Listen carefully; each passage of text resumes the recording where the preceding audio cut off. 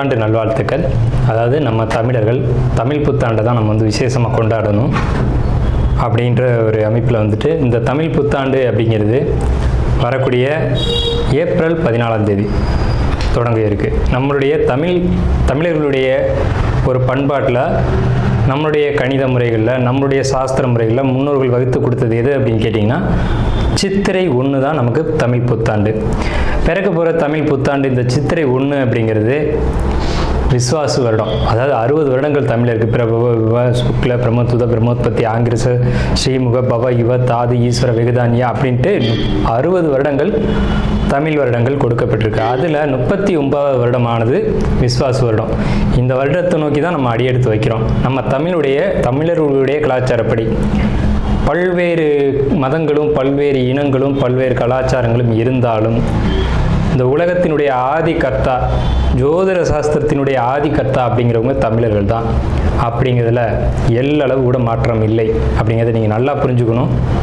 இந்த உலகத்துக்கு சாஸ்திரத்தையும் நாள்காட்டியும் வான சாஸ்திரத்தையும் தொகுத்து கொடுத்தவங்க யாருன்னு கேட்டால் நம்ம தமிழர்கள். நம்ம தமிழ் புத்தாண்டை நம்ம மற்றவங்களுக்கு கொடுத்துட்டு மற்றவங்களுடைய கேலண்டர் எடுத்து நம்ம பயன்படுத்திட்டு இருக்கோம். இது மிகப்பெரிய ஒரு தவறு. இந்த இடத்துல நம்மளுடைய தமிழ் புத்தாண்டை நம்ம பின்பற்றணும்னு சொல்லி ஒரு வேண்டுகோளை நம்ம வச்சுட்டு இந்த தமிழ் புத்தாண்டு எப்படி இருக்குது அப்படிங்கிற அமைப்பையும், தமிழ் புத்தாண்டு என்ன, தமிழ் புத்தாண்டுடைய சிறப்புகளையும் நம்ம பேசுவோம். நாள் என் செய்யும் வினைதான் என் செய்யும் என்னை நாடி வந்த கோள் என் செய்யும் கொடுங்கூற்று என் செய்யும் கூரேசர் இருந்தாலும் சிலம்பும் சதங்கையும் தண்டையும் சண்முன் தோளும் கடம்பும் என் கண்முன் வந்து தோன்றினேன். அதாவது நம்மளுடைய தமிழ் கடவுள் அப்படிங்கிறவர் முருகன் தாங்க. அகத்தியருக்கு தமிழை கற்றுக் கொடுத்தவர் யாருன்னு கேட்டிங்கன்னா முருகன் தாங்க. முருகன் தான் தமிழ் கடவுள். அதாவது அவருடைய பிறப்பு வேணா நம்ம சிவன் பார்வதி அப்படி இப்படின்னு நம்ம சொல்லலாம். ஆனால் தமிழுக்கென்ற ஒரு கடவுள், தமிழினுடைய ஆதி கர்த்தா அப்படிங்கிறவங்க யாருன்னு கேட்டிங்கன்னா முருகன் தான். ஸோ அதனால் நம்ம முருகனை வணங்கி நம்ம இந்த பதிவை தொடர்வோம். சித்திரை 1 அப்படிங்கிறது ஏப்ரல் 14ஆம் தேதி ஆங்கில கணக்குப்படி. ஆங்கில கணக்கை தயவு செஞ்சு யாரும் எடுத்துக்க வேணாம். ஆங்கில நாள்காட்டி தவறானது தான். இது நம்ம சவால் விட்டே சொல்லலாம். ஒரு 15 நாட்கள் ஆங்கில நாட்காட்டியில் காணாமல் போய் அதை தேடி கண்டுபிடிச்சி அதுக்காக நாட்களை திருத்தின ஒரு வரலாறு நம்ம வரலாறு இருக்குது. நல்லா தெரிஞ்சுக்கோங்க. இன்னையிலேருந்து இன்னும் நூற்றுக்கணக்கான வருடங்களுக்கு கிரகணத்தை ஆதி காலத்திலே குறித்து வச்சுருக்காங்க நம்ம முன்னோர்கள். ஸோ அப்படிப்பட்ட நம்மளுடைய தமிழ் வருடப்பிறப்பான விஸ்வாச வருடப்பிறப்பு எப்படி நடக்குது அப்படின்னு பார்த்தீங்கன்னா, திங்கட்கிழமை அன்னைக்கு பிரதமை திதியில் சுவாதி நட்சத்திரத்தில் வஜ்ரம் நாமயோகத்தில் கௌளவ கரணத்தில் பிறக்க இருக்குது. இந்த சித்திரை 1 தாங்க கேரளாவில் ஐயப்பனுக்கு நடை திறப்பு முதல்ல நடக்கக்கூடிய நாள். அப்படின்னா சித்திரை விசு அப்படின்னு சொல்லுவாங்க. விசு அப்படின்னா சமப்படுத்துதல் அப்படின்னு பேர். சித்திரை விசு அப்படிங்கிறத கேரளாவில் விசேஷமாக கொண்டாடுறாங்க. ஏன்னா நம்மகிட்டேருந்து பிழிஞ்சு போன ஒரு மொழி மலையாளம் அப்படிங்கிறது. சரி, விஸ்வாசு வருடத்துக்கு நம்ம முன்னோர்கள் என்ன விளக்கம் கொடுத்துருக்காங்க அப்படின்னா, விஸ்வாசு அப்படின்ற சொல் நேர்மை, நீதி, செல்வம் அப்படின்னு உயர்ந்த ஒரு அர்த்தத்தை வச்சுருக்காங்க. நம்முடைய தமிழ் மொழிக்கு நம்ம தமிழ்லேயே அர்த்தங்கள் தேட வேண்டிய ஒரு காலகட்டம் வந்தாச்சு. சரி, இந்த விஸ்வாசு வருடம் அப்படிங்கிறது நேர்மை, நீதி, செல்வம் அப்படிங்கிற ஒரு அர்த்தத்தில் வருது இந்த சொல் அப்படிங்கிறது. இந்த விஸ்வாசு வருடத்துக்கு உண்டான பலன்களாக நம்ம முன்னோர்கள் என்ன சொல்லியிருக்காங்க அப்படின்னு பார்த்தீங்கன்னா, விஸ்வாசு வருடம் தன்னில் வேளாண்மை ஏறும், பசுமாடும் மாடும் பழிக்கும், சிசு நாசம், மறையோர்கள் வாழ்வார்கள், மாதவங்கள் மீறுமே, மற்றுலகில் உண்டு மலை அப்படின்னு சொல்லியிருக்காங்க. மற்றுலகில் உண்டு மலை அப்படின்னு முடிக்கிறாங்க. இதனுடைய அர்த்தம் என்னன்னு கேட்டிங்கன்னா, இந்த வருடம் விஸ்வாசு வருடம் அப்படிங்கிறது ஒவ்வொரு 60 வருடங்களுக்கு ஒரு முறை 39 ஆண்டாக பிறக்கக்கூடிய இந்த விஸ்வாசு வருடமானது வருகின்ற காலகட்டத்தில் எல்லாம் வேளாண்மை உயரும் அப்படின்னு சொல்லியிருக்காங்க. பசு மாடும் பழிக்கும் அப்படின்னா நம்மளுடைய பசுமாடுகள் அப்படிங்கிறது நல்ல ஒரு முன்னேற்றத்தை அடையும். மாடு ஆடுகளுக்கு ஒரு நல்ல தீவனங்கள் கிடைத்து அதுவும் நல்ல செழித்து வரும். ஆதி காலத்தில் மாடை தான் செல்வமாக குறிப்பிட்டிருக்காங்க. இன்றைக்கி பணம் அப்படின்ற ரூபாய் தாள்களை நம்ம பணமாக குறிப்பிட்றோம். ஒரு முன்னோர்கள்லாம் மாடு எவ்வளோ இருக்குது, மாட்டினுடைய அந்த குப்பை வேஸ்ட்டெல்லாம் எங்கே ஒரு மனிதன் எங்கே சேகரிக்கிறானோ அதை போய் முதல்ல பார்ப்பாங்கங்க. அதை வச்சு தான் அவனுடைய செல்வம் என்னன்றதை குறிப்பிட்டு பொண்ணு கொடுக்குறதா இருக்கட்டும், பொண்ணு எடுக்கிறதா இருக்கட்டும், இதெல்லாம் நம்முடைய மரபில் இருந்து வந்த ஒரு விஷயம். ஸோ அப்போ இத்தனை மாடுகள் இருந்தால் தான் அவன் செல்வந்தன் அப்படின்ற ஒரு கான்செப்ட் முன்னோர்கள் நமக்கு காமிச்சிருக்காங்க. அப்படிப்பட்ட பசுமாடுகள் மாடும் பழிக்கும் அப்படின்ற ஒரு வார்த்தையை அங்கே குறிப்பிட்டிருக்காங்க. சிசு நாசம் அப்படின்ற வார்த்தையை சொல்கிறாங்க. மறையோர்கள் வாழ்வார்கள். மறையோர்கள்னால் யாருன்னு கேட்டிங்கன்னா சமுதாயத்தில் முக்கியமாக இருக்கக்கூடிய பெரியவங்க, மற்றவங்களுக்கு வழிகாட்டக்கூடியவங்க வாழ்வாங்க அப்படின்ற சொல்லியிருக்காங்க. மாதவங்கள் மீறுமே அப்படின்ற ஒரு வார்த்தையும் வருது. மாதவங்கள் மீறும் அப்படின்னா ஒழுக்கக்கேடான செயல்பாடுகளில் மனிதர்கள் நடக்க வேண்டிய காலகட்டங்கள் வரும். ஒழுக்கக்கேடுனா என்னங்க? இந்த விரல் தான் ஒழுக்கக்கேடு, இந்த ஒற்றை விரல் தான். இந்த விரலை வச்சு தான் நம்ம பட்டன் அமுக்கிறோம், காசு வாங்கிட்டு அமுக்கிறோம். இதுதான் மாதவங்கள் மீறுமே அப்படின்றது. ஸோ அந்த மாதிரிலாம் இல்லாமல் மனசாட்சிக்கு துரோகம் செய்யாமல் யார் நீதி பரிபாலனம் செய்வாங்க அப்படின்றத தெரிஞ்சு சரியான வாக்களித்து நல்ல தலைவனை தேர்ந்தெடுக்க வேண்டிய காலகட்டங்கள் அப்படிங்கிறத இங்கே மறைமுகமாக இந்த விசுவாச வருடத்தினுடைய வெண்பா பாடல் அப்படிங்கிறது நமக்கு சுட்டி காட்டுது. இந்த சித்திரை வருட பிறப்பானது மகர லக்னம்னு சொல்லக்கூடிய சர லக்னங்களில் விழுகுது. எப்படின்னு கேட்பீங்க? தமிழனுடைய கணக்குப்படி சூரியன் எப்போது கிழக்கு வானில் உதிக்கிறதோ அதுதான் லக்னம். ஸோ சித்திரை மாதம் 1ஆம் தேதியானது உதிக்கக்கூடிய நேரம் அப்படிங்கிறது கிழக்கு வானத்தில் சூரியன் உதிக்கக்கூடிய அந்த டைம் அப்படிங்கிறது 2:22 அதிகாலை மணி 2:22க்கே சூரியன் கிழக்கு வானத்தில் உதிச்சிடறார். அப்போ அது லக்னமாக போட்டுக்கணும், இந்த வருடத்தினுடைய பிறப்பு லக்னமாக போட்டுக்கணும். ஸோ அப்படி நம்ம போடும்போது மகர லக்னம் சர லக்னத்தில் விழுகுது. முன்னோர்கள் சித்திரை 1ஆம் தேதி அப்படிங்கிறத கண்டறிஞ்சு அந்த 1ஆம் தேதி தொடங்கக்கூடிய லக்னத்தை கண்டறிஞ்சு அதுக்கான பலன்களை பஞ்சாங்கங்களில் எழுத ஆரம்பிச்சிருக்காங்க. ஸோ அதன் அடிப்படையில் சர லக்னமான மகர லக்னத்தில் இந்த புத்தாண்டு அப்படிங்கிறது பிறகுது. இது ஒரு விசேஷமான ஒரு விஷயந்தான். ஏன் அப்படின்னு கேட்டிங்கன்னா, அந்த மகர லக்னத்துக்கு அதிபதியான சனி பகவான் ஒரு பலமான ஒரு நிலையில் வருடப்பிறப்பின் போது இருப்பாங்க அப்படிங்கிற ஒரு விசேஷமான ஒரு அமைப்பில் இந்த வருடப்பிறப்பு அப்படிங்கிறது விஸ்வாச வருடம் பிறக்கின்றது. ஸோ இந்த விஸ்வாச வருடம் பிறக்கும் போதே நமக்கு ஒரு நல்ல செய்தி கிடைச்சாச்சு, இந்த வருடம் நன்றாக இருக்க போகுது அப்படிங்கிற ஒரு விஷயம். சரி, இதை சித்திரை மாதம் தான் நீங்கள் தமிழருடைய கலாச்சாரம் அப்படின்னு சொல்லிங்களே, இதுக்கு ஏதாவது ஆதாரம் இருக்கா அப்படின்னு கேட்டிங்கன்னா கண்டிப்பாக இருக்கிறது. புறநானூறு அப்படின்ற ஒரு தமிழ் இலக்கியம் இருக்குது. அதில் போய் தேடி பார்த்தீங்க அப்படின்னா தலைநாள் பூத்த பொன் இணர் வேங்கை அப்படின்ற சொல்லும், கனிவேங்கை நன்னாளே நாடி மலர்தலால் அப்படின்ற வார்த்தை வரும். அதாவது சித்திரை மாதத்தில் பூக்கள் அதிகமாக பூத்து குலுங்கும். அதனால தான் தலைநாள் அப்படின்ற சொல்ல யூஸ் பண்ணுறாங்க. தலைநாள்னா முதல் மாதம் அப்படின்னு, தலை மாதம் கடை மாதம் அப்படின்னு பிரிக்கிறாங்க. கனிவேங்கை நாடி மலர்தலால், கனிவேங்கை நல்லான் நாடி மலர்தலால், அந்த பூக்கள் பூக்கிறதுனால அந்த கனிவேங்கை மாதம் அப்படிங்கிறதையும் தலைநாள் பூத்த பொன் இணர் வேங்கை அப்படின்ற சொல்லும் புறநானூறு அப்படின்ற இலக்கியத்தில் தமிழ் மாதம் முதல் மாதம் சித்திரை மாதம்ன்ற குறிப்பீடு அங்கே இருக்குது. சரிங்களா? வண்ண மலர்கள் பூத்து குலுங்கக்கூடிய ஒரு பொன்னான மலர்கள், பொன் போன்ற மலர்கள். இன்றைக்கும் கேரளாவில் ஒரு மஞ்சள் நிறத்தில் தங்க நிறத்தில் பூக்கக்கூடிய பூக்களை பறித்து அவங்க விசேஷத்துக்கு சித்திரை 1 அன்னைக்கு கொண்டாடுறாங்க. அவங்க தமிழ் பண்பாடை பின்பற்றுறாங்க அப்படின்றத இதை நீங்கள் தெரிஞ்சுக்கலாம். சரிங்களா? இப்போ இந்த சித்திரைக்கு அதிதேவதை யாருன்னு கேட்டிங்கன்னா மகாவிஷ்ணு. மகாவிஷ்ணு தான் காக்கக்கூடிய கடவுள் அப்படின்னு சொல்கிறாங்க. மகாவிஷ்ணு எங்கும் நிறைந்தவர் அப்படின்னு சொல்கிறாங்க. சரிங்க சார், சித்திரை மாதம் விசேஷங்களை கொண்டாடலாமா அப்படின்ற ஒரு கேள்வி வரும். 100க்கு 100% கொண்டாடலாம். ஏன்னு கேளுங்க. இதுக்கு உதாரணம் ராமர் தான். ராமர் பட்டாபிஷேகம் ஏற்ற மாதம் எதுன்னு கேட்டிங்கன்னா சித்திரை மாதங்க. அப்போது விலக்கப்பட்ட மாதங்கள் அல்ல, இது விசேஷத்துக்கு ஏற்றுக்கொள்ளப்பட்ட மாதம் எதுன்னு கேட்டிங்கன்னா சித்திரை மாதம்தான். பகவத்கீதையிலே ஒரு வார்த்தை வருது, ருதுக்களில் நான் வசந்த ருதுவாக இருக்கிறேன் அப்படின்னு கிருஷ்ணன் சொல்கிறார். நம்மளுடைய வாக்கியம்ல, இது பகவானுடைய சொல். அப்போ வசந்த ருது அப்படின்றது எதுன்னு கேட்டிங்கன்னா சித்திரை 1 தான் வசந்த ருதுனுடைய தொடக்கம். வசந்த காலம் அப்படிங்கிறது வெயில் காலம் அப்படின்னு தான் பேர், கோடை காலம் அப்படின்னு பேர். வசந்த காலமானது சித்திரை வைகாசி, இந்த 2 மாதத்தையும் வசந்த காலம் அப்படின்னு குறிப்பிடுறாங்க சமஸ்கிருதத்தில். அப்போ இந்த வசந்த காலம் எனக்கு பிடித்த ருது அப்படின்னு சொல்கிறாரு கிருஷ்ணர். ஸோ ராமர் பட்டாபிஷேகம் ஏற்றுக்கிட்ட நாட்கள் எது அப்படின்னு கேட்டிங்கன்னா சித்திரை மாதம். அப்போ சித்திரை மாதம் புது வீடு வாங்கலாம், புது வீடுக்கு கிரகப்பிரவேசம் பண்ணலாம், புது மனை எழுப்பலாம், மனை சம்பந்தப்பட்ட விஷயங்கள், மங்கள காரியங்கள், இது எல்லாம். துளாராசியின் முதல் நட்சத்திர தொடக்கமானது சித்திரை 3 நாள். வாரிசு இல்லைன்னு காத்திருக்கக்கூடிய சித்திரை நட்சத்திரக்காரங்களுக்கு, இந்த துளாராசிக்காரங்களுக்கு நிச்சயமாக அந்த விசுவாச வருடத்தில் குழந்தை இருக்குது. தொழிலில் பெரிய முடிவுகள் எடுப்பீங்க, பெரிய முன்னேற்றத்தை அடைவீங்க. சொத்து சம்பந்தமான விஷயங்கள், உங்களுக்கு சொத்து சேர்க்கை அப்படிங்கிறது நல்லாயிருக்கும். சாதாரணமான நிலையிலேருந்து பிரம்மாண்டமான நிலைமைக்கு வளருவீங்க.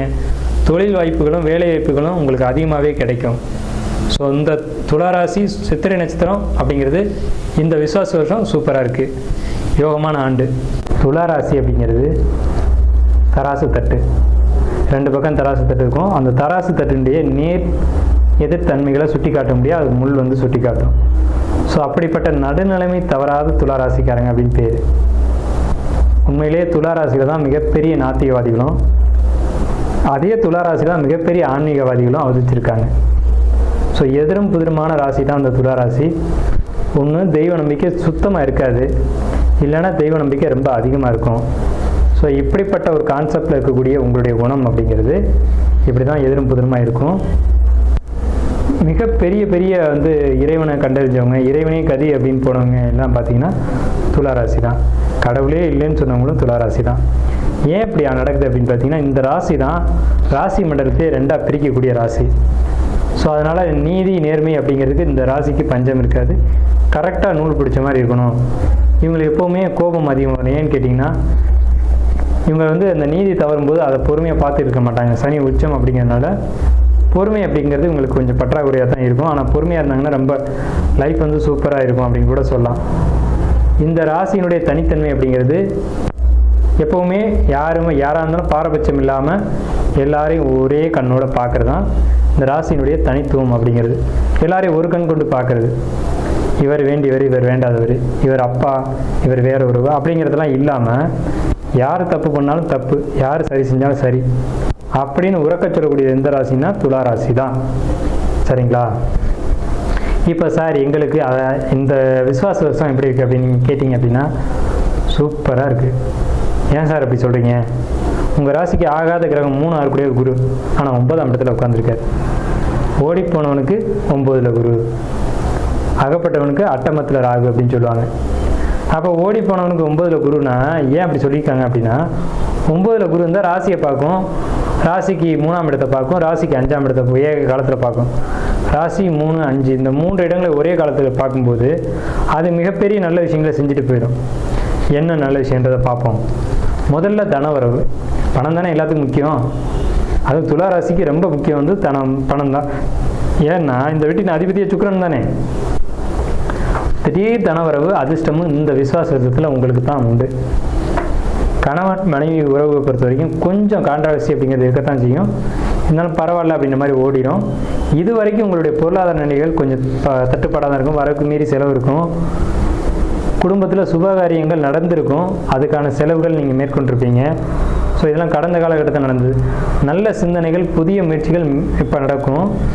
அதே மாதிரி புதிய தொழில் முயற்சிகள், புதிய வேலை வாய்ப்புகள் இதெல்லாம் அதிகரிக்கக்கூடும். இதனால் உங்களுக்கு வந்து பார்த்திங்கன்னா எதிர்காலம் அப்படிங்கிறது ரொம்ப பிரைட்டாக தெரியும்.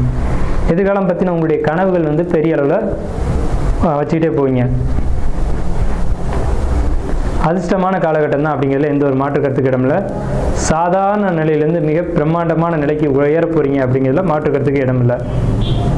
முன்னேற்றத்தை அடைவிக்க நல்ல திறமையும் அந்த திறமைக்கான சரியான வாய்ப்புகள் இந்த காலகட்டத்தில் கிடைக்கும். இப்போ ஒரு குழப்பத்திலேருந்து ஒரு தெளிவு கிடைக்கும். ஏன்னா சந்திரனை குரு பார்க்குறாங்க.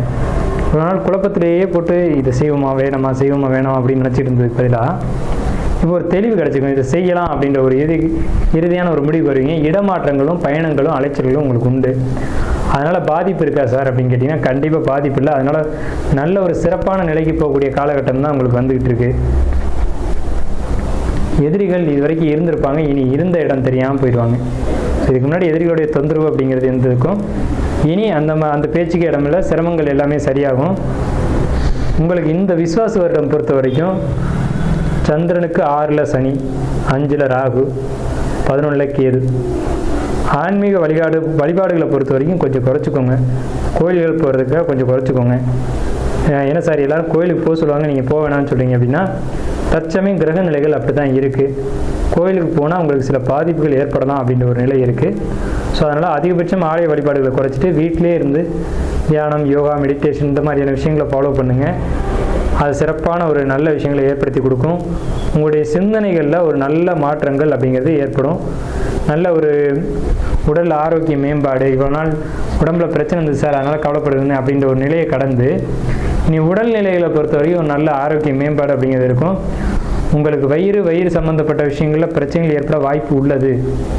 வயிறு அல்லது அடிவயிறு இது சம்பந்தப்பட்ட பாதிப்புகள், செரிமான கோளாறுகள், குடல் வாழ்வு பிரச்சனைகள் இதெல்லாம் ஏற்படுறதுக்கான ஒரு வாய்ப்புகள் உள்ளது. ஏன்னா 5ல் ராகு 6ல் சனி அப்படின்னா இந்த மாதிரியான தொந்தரவுகளை கொடுக்கும் அப்படின்ற ஒரு அமைப்பு இருக்குது.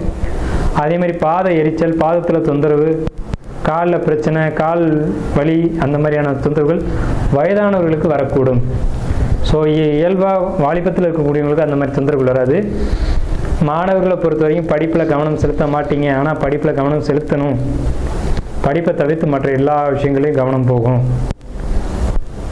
ஷேர் மார்க்கெட்டை பொறுத்த வரைக்கும் லாபங்கள் ஓரளவுக்கு இருக்கும். கடந்த காலகட்டங்கள் மாதிரி இல்லாமல் இனிய லாபங்கள் உங்களுக்கு கொடுக்கும் அப்படிங்கிற ஒரு அமைப்பு இருக்குது. அதே மாதிரி உங்களுக்கு படிப்பை பொறுத்த வரைக்கும் மாணவர்களுக்கு இந்த ஆண்டு மந்தம் தான். விசுவாச வருடத்தை பொறுத்த வரைக்கும் துளாராசிக்காரங்க மாணவர்களை பொறுத்த வரைக்கும் படிப்பில் மந்தம் ஏற்படும், அதில் கவனமாக இருக்கணும். அதே மாதிரி பெண்கள் பொறுத்த வரைக்கும் படிப்பு உண்டு அப்படின்ற படிப்பில் மட்டும் கவனம் செலுத்தணும்.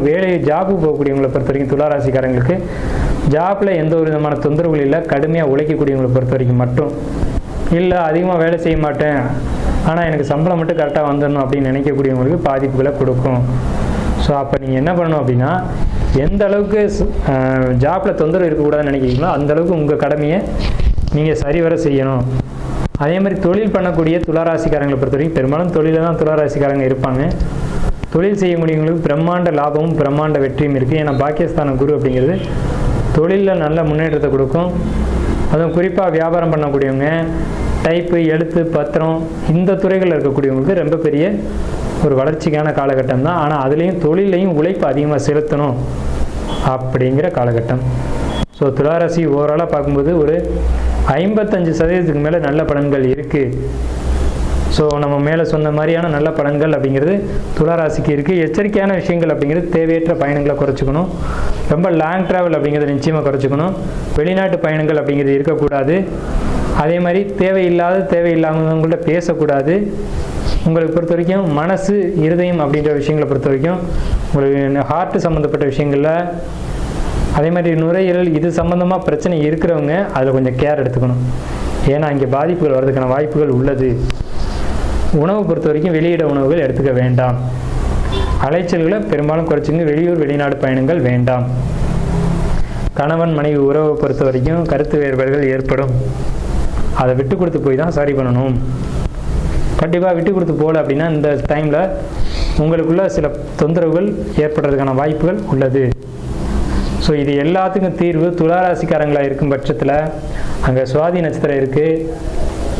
துளாராசிக்காரங்களுக்கு இந்த நெகட்டிவான பலன்கள் சொல்லியிருக்கீங்களே, இதுக்கு பரிகாரம் வேணும் அப்படின்னு கேட்டிங்க அப்படின்னா, ஒன்று லக்ஷ்மி நரசிம்மர் வழிபாடு பண்ணுங்கள். இந்த லக்ஷ்மி நரசிம்மர் தலையில் 5 நாகங்கள் இருக்க மாதிரி ஒரு அமைப்பு இருக்கும். அதனால் லக்ஷ்மி நரசிம்மர் வழிபாடு பண்ணலாம். இல்லை அப்படின்னு சொல்லக்கூடியவங்க தொட்டியமில் திருநாராயணபுரம்னு ஒரு கோயில் இருக்குது. வேதநாராயண பெருமாள் அப்படின்னு அந்த பெருமாளுடைய பேர். அந்த கோயிலை போய் வழிபாடு பண்ணிங்கனாலும் துளாராசிக்கு நெகட்டிவான பலன்கள், துலா லக்னத்துக்கு நடக்க வேண்டிய நெகட்டிவான பலன்கள் அப்படிங்கிறது அந்த ஒரு 40% சொல்லியிருக்கோம் இல்லையா, அது தவிர்க்கப்படும். ஸோ துளாராசிக்கு என்னுடைய வாழ்த்துக்களும் வணக்கங்களும்.